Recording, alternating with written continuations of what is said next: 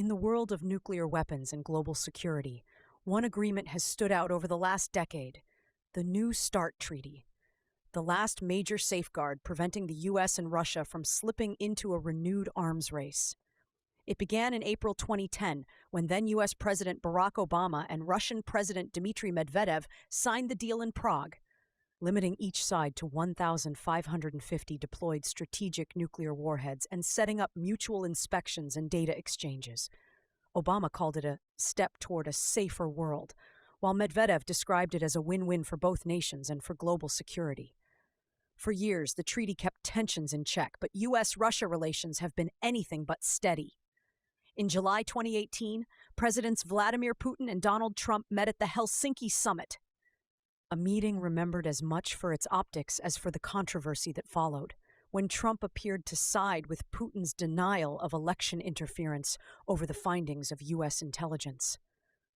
By 2021, the treaty was nearing expiration, and the Biden administration acted to extend it for 5 more years, with White House Press Secretary Jen Psaki calling it vital to US national security and the only remaining agreement limiting Russian nuclear forces.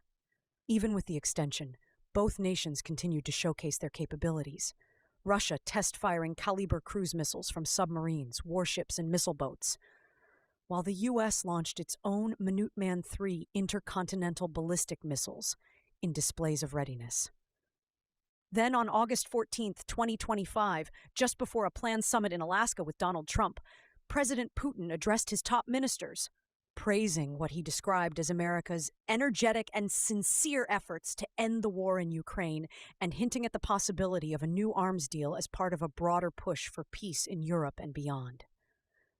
With Russia and the United States still holding the overwhelming majority of the world's nuclear weapons, the New START Treaty, renewed in 2021 but set to expire in 2026, remains the last formal barrier against a dangerous new arms race.